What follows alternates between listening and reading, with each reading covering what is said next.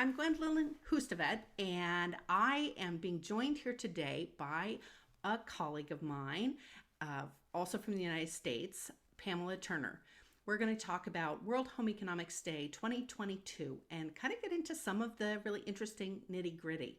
Pamela, tell us a little bit about yourself. Where are you at? What's your background? Greetings, not good morning necessarily. Um, That's true. I'm Dr. Pamela Turner from the University of Georgia, and work for Cooperative Extension. I'm a housing and indoor environment extension specialist with the University of Georgia. And I've been here for maybe 16, 17 years and do a lot of work with the community and outreach and helping people understand the best ways to make their home more environmentally friendly, to help people to purchase homes, things like that. Cool. Well, you were one of the people I thought of when I thought, let's have a kind of kickoff educational webinar about this topic. And part of that is because I know you from working with the Household Technology and Sustainability Program Committee at IFHE. Sometimes we also call it Housing Technology and Sustainability Committee because we recognize that household technology is oftentimes integral in housing. What we're going to do today is I have a series of questions that I've asked you to think about ahead of time. These were things that someone like me, who isn't specifically an expert in housing, might think of. And so I'm really excited to hear what you might have to teach me about these topics. The first question that I had was related to the terminology in the theme of the World Home Economics Day topic itself. Right? So every March 21st, we celebrate World Home Economics Day and we have a theme. And the theme that we picked a few years ago when we were in Trinidad Tobago for an annual meeting was Building Resilient Homes and Families. We hear this term resilience, or right now, depending on where you are in the world, you might hear terms like building back better. But what is it about housing itself specifically that can help families bounce back after a really tough time, whether it's like a disaster or an illness, right? COVID, or just unemployment or other more common challenges?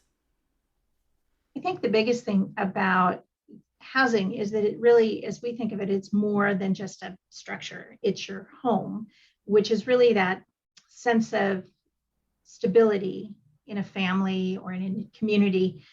And when you can build that home back to a sort of, I don't know, it gives you a sense of control. When your home is stable and resilient, there's a sense of control over the situation. So everything around you has been lost to a tornado or a hurricane. If you still have a structure or a place that you can go with your family or your household members, then you have some kind of control over that area or a little bit of stability that helps people to recover a little bit faster. Because if you think of it in terms of people who have homes tend to be a little bit more resilient or bouncing back a little bit better and a little bit faster than people who are without a house or a structure or a place that they can actually call their home. Great. I mean, I think we can all agree when we think about tough times in our life, how great it is to actually be able to go somewhere and close a door and have a door between us and and all of the problems out there. And of course, it's wonderful if it's a home that you helped create and if you feel really safe and confident there. So I think that's part of the reason why oftentimes right after a disaster, one of the first things we think about is, well, where are people going to be housed?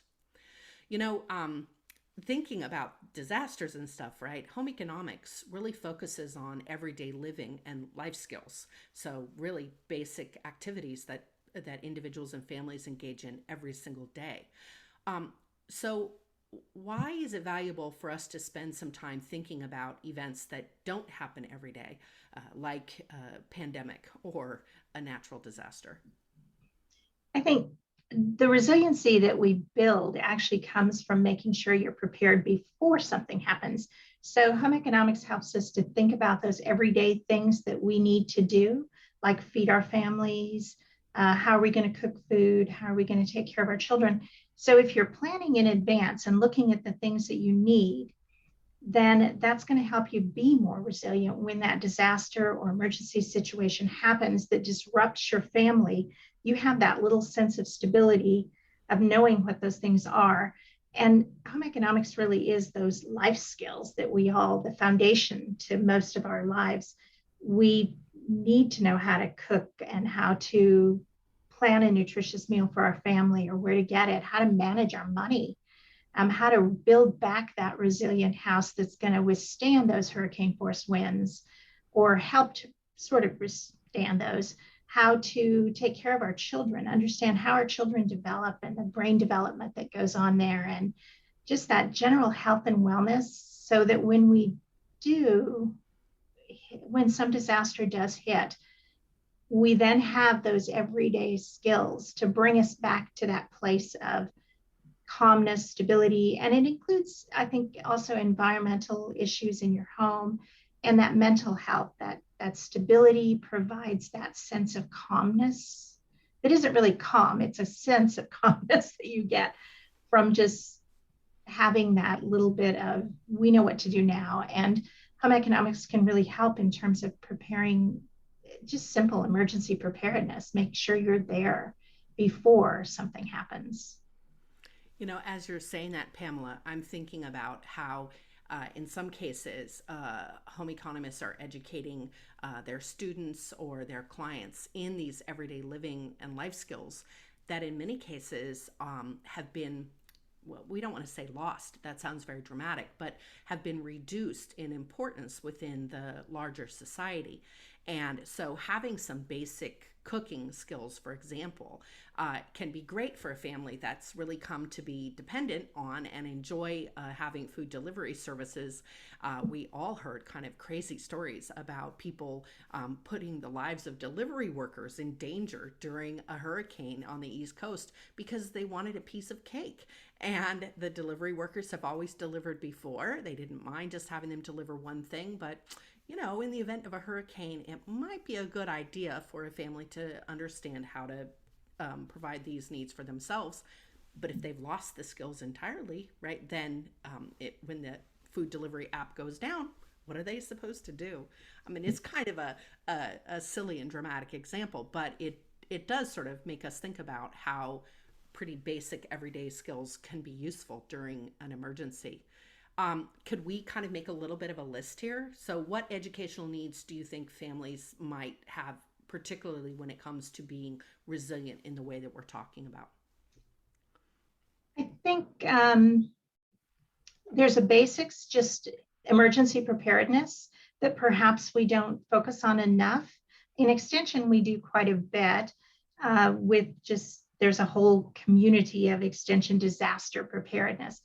And I see more and more people planning in advance. And that preparedness education part is teaching people what things you need to have in a 3-day emergency kit, very basic things.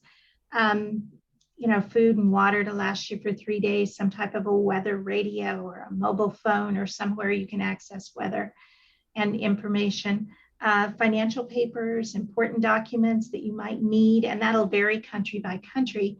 In the US, of course, that would be insurance papers and documents like that, anything you might need right away. So that should always be ready, and it's a kind of like a grab and go kit that we can educate. And educating youth is one of the best things we can do because they take it home and share it with their parents. And then their parents are tending to plan ahead. Developing evacuation plans for any type of emergency, whether it's a fire, a tornado, a flood, whatever. How are you and your family going to get out? And how are you going to tell your family members where you're at? So you need an emergency contact outside of the area you live in. So I think home economics and educating youth about things like that, and even basic concepts like right now, we're talking a lot about rising energy costs, which is a resiliency as well. How are you going to adapt and how are you going to deal with those? Education on reducing heating and cooling costs. What can you do? Steps you can take, changes you can make, and those basic life skills of cooking, nutrition. What can you do in terms of cooking to reduce your costs that you use in terms of energy? I think there's a lot of different kinds of things. This makes me think about how educational the experience of the pandemic has been for us. I was in Europe when the pandemic started, and I remember going with Annetta into a grocery store to pick up a few things for dinner that evening, and seeing how certain products on the shelves had already, even at that time in very early March, had already been taken off of the shelves. Interestingly, somewhat different things than were taken off the shelves in the US, but it all still made sense. I was sort of joking. We walked by shelves that were still full of soap. And at the time, we were being told that it was really important to wash our hands. And I said they should have done like a 2-for-1 special with spaghetti and soap, right? So they should have given everybody who bought enough spaghetti a bottle of hand soap to try and move the soap, which would have, in theory, helped to reduce. So these supply chain concerns that I don't think we really, especially as people who live in highly developed industrial countries, I don't think we'd ever really had concerns about this before, about what do we do if there isn't toilet paper. I know a lot of us, myself included, were really shocked to discover that for a very brief period of time, our grocery store, so dependable in other ways, was unable to provide us with bread or eggs that we just taken for granted. And so having a little bit of education on just roughly how to make alternative types of foods with what's available. Another thing that I think is really interesting that we've seen with the pandemic is how being prepared in an emergency isn't necessarily just about your go box with all of your proper equipment or matches or radio or a mylar sheet of plastic that you can use for all kinds of things, but also these questions about who are we responsible for helping to take care of, and who's going to take care of us. You mentioned having a communication plan, and when I was a high schooler in Los Angeles, I was the person in the family who lived on the same side of the interstate as my toddler sister. So we talked about what would happen in the event of an earthquake, and where all my parents worked, and where I went to school and my brother went to school, and what my grandmother was doing during the day, and came up with a plan for who would be responsible for reaching and taking care of which vulnerable member of the family. And although it's been slow moving, I think the pandemic has really highlighted these ways in which families need good plans for how to take care of each other. Oh, for sure. And I think what you just said sparked something in my mind about the things that did come out of the pandemic, where people developed ways to see if their neighbors were okay, like putting a bear in the window or something that would tell them that that older neighbor was actually doing okay. And I think in a way it built some neighborhood communities and interactions that weren't there before. Mm-hmm. So there's some good things. Some great things. Well, I think also just us demonstrating how we have some resilience. I know a colleague of ours in the Philippines was telling me about some food sharing programs that they came up with within communities. So if a family happened to obtain more than they needed of a certain amount of something, they'd actually set up these stations just on the street within their neighborhood where people could leave extra. And on an honor system, and other people who needed extra could stop by and take it. And I agree, the building of stronger neighbor relationships in a community. For so long, we've really enjoyed this kind of right to privacy, which homes provide us, right? And we're always leery about imposing on our neighbors. We want to respect their right to privacy as well. But I think there are ways that we can use the fact that we share a neighborhood together in order to increase all of the resiliency of everyone in the neighborhood. You know, thinking of this example, right? I live in a condo community, so although our houses are separate, we live very closely with our neighbors, and we share things like our yards. And I feel like that's made it easier for me to have a closer relationship with my neighbors, because I kind of have to. Are there other examples of housing types that might be on the horizon or might already be working really well in terms of creating additional support for resiliency of the families that use that type of housing? And that's a good question, because I think there's some old models that you can go back and look at again.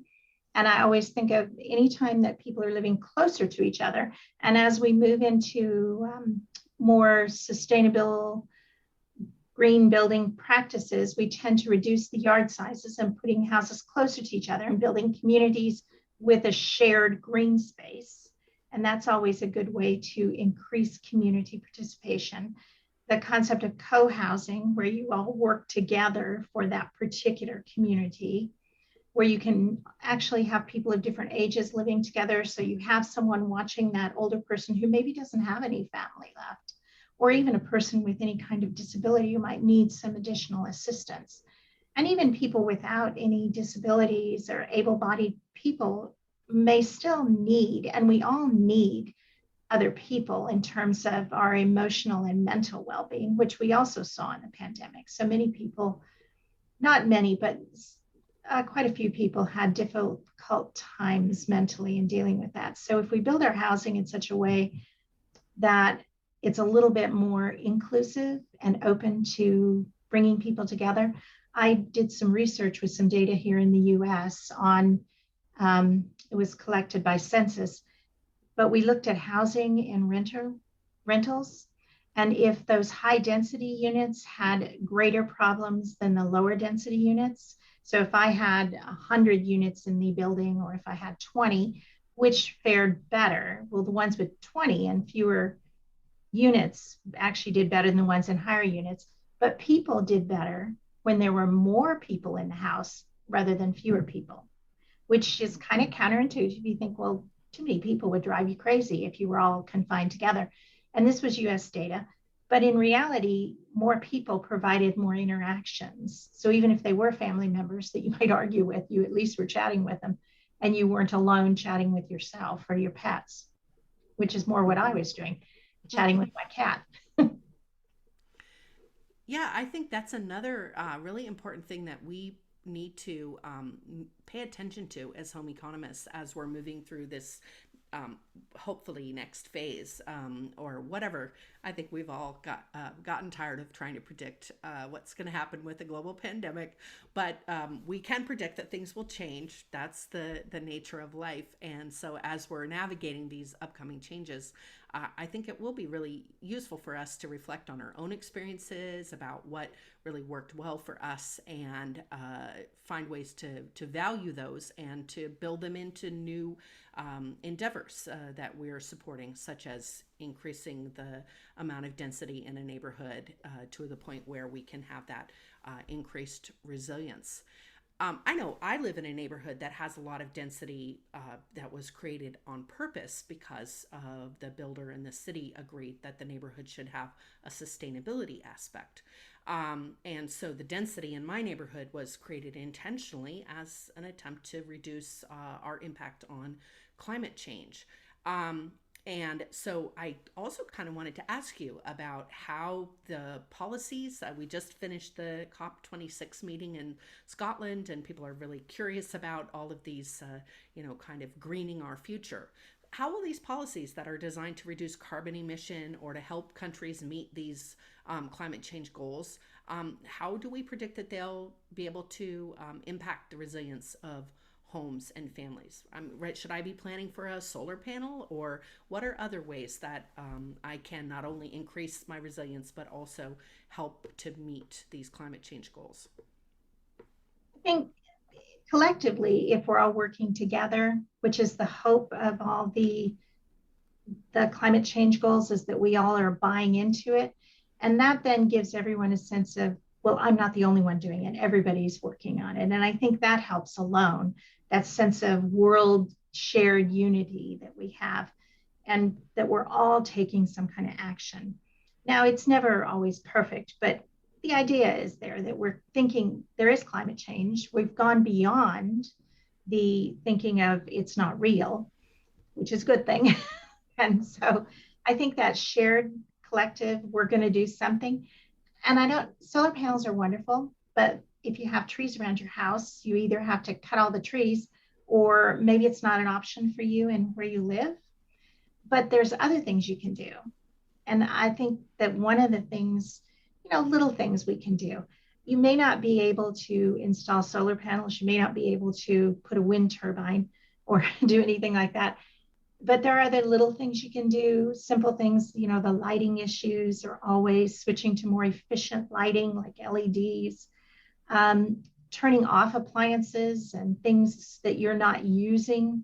So that wastefulness attitude that we used to have, I think in the 70s in the US, we had a big push towards turning off the lights, and that was a simple thing to do. Adding insulation, a little bit more expensive, so maybe not something that's feasible. The concepts of something all of us can do is reducing our transportation costs by either not going out as often, consolidating trips. You can go all the way to switching to bicycles and public transport, carpooling. The same thing as when gas prices go up, we tend to think, oh yeah, we can change things. Telemedicine is something that came out a lot more often. We saw more people meeting with their doctors online, which hopefully that will stay and that reduces that trip to the doctor's office. So that can be a very good thing.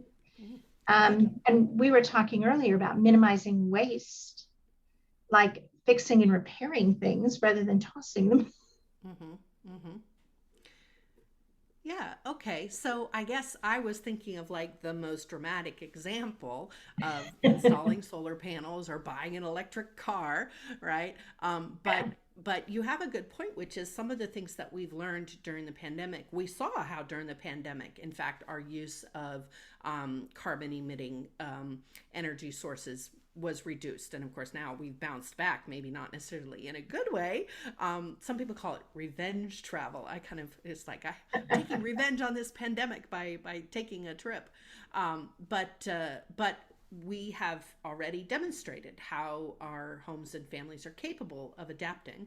And so I hope that one of the things we can do for World Home Economics Day this year is have everybody think about all of the great skills and abilities and resources that they demonstrated they already have, and then ask themselves what more they can do. I know just in this past year, we've had several really extreme weather events here in Texas, which is one of the richest places in the world. We experienced a power grid failure. And during that power grid failure, I know I was, as a textiles professor, I was using my cell phone to chat with students who I'd happened to have in a group chat before the emergency hit. And so I just started with, like, who's hungry? Does anybody need something to eat? But then moved on to talking with them about how they could be using textiles in their home to create cozy spaces, basically using their furniture and their sheets and blankets as insulation in order to make a smaller, warmer space that they could use. I had no idea that I would be helping students learn that. But now we have that kind of in the back of our mind that we may need to do some training related to power grid failures. But there's a lot of other kinds of natural disasters that are challenging. Do you think we have any good examples for things like helping to prepare for droughts, or we mentioned hurricanes or tornadoes? What about forest fires? These are something that are happening around the world with increased frequency as well. I think there are a lot. Your example is excellent about the clothing and the warmth, and the droughts, of course, is learning to conserve water along the way, all the time, not just in a drought situation. Forest fires, a lot of it is that preparing in advance and helping people to understand that if you build your house in the woods, you have to think about what's nearby. It could be forest, cleaning out the forest, but if that's not possible, it could be just keeping the fire and burning materials away from your home so that you have that gravel or open area around your house, that you put on a metal roof, that you built a house out of something that's less flammable. so it might withstand that. Um, so if you think of those kinds of things when you're actually creating or building the structure, and then educating people along the way so that they know you can build back resilient, but better to build resilient in the first place First if you're place. actually building. Mm-hmm. So, in this case, home economists in Texas now have evidence that one of the things that we need to work with our students about is about, um, brownouts and rolling blackouts and the vulnerability of the electrical grid. Where even if we end up with a wonderful policy or political solution to the problem, it's still a good idea to be prepared. And you made a really good point about how it's not enough just to, like, the day before say, oh, whoops, I guess we might not have power tomorrow. What can I do? Right. But that it's actually something good to talk about for a long time ahead of time, even potentially before you built the house or bought the house. And then things like drought, right, can be prepared for, but also reduced in impact by this long term behavior that you build into your home and your family. And then that there are decisions that you can be making about things like what kind of appliances you have, or where you put your landscaping material, whether or not you have a rain barrel, these kinds of things that you can be working almost every day of the year towards preparing your home to be resilient in the event of some kind of emergency. And I can't help but have to say that you have to have a carbon monoxide alarm, which Thank you. Okay, that's is incredibly critical. important, right? How sad the people that died in Texas because of carbon monoxide exposure. Yeah, because they And weren't educated about where it's safe to put a generator, which is never in your house, never even near a door to your house, right? and don't Yeah, run your car in a closed garage that's right. to That's use right. it for heat. And so that's that education that I think home economists can really help a lot with, those gases and indoor contaminants that are quite dangerous, but can be prevented. Can be prevented, exactly. And or at the very least, if they happen, if you have a carbon monoxide alarm, then you can take steps to protect your family. Yeah, we read these stories on the news about families that succumb to carbon monoxide poisoning, and it should be something that all home economists are talking with their students about, because that's a type of disaster that could be prevented. Um, yeah, absolutely. Well, I think that I want to encourage every member of IFHE who's thinking about World Home Economics Day in the spring to start a conversation with their colleagues about all of the great stuff that they're already teaching, all of the everyday life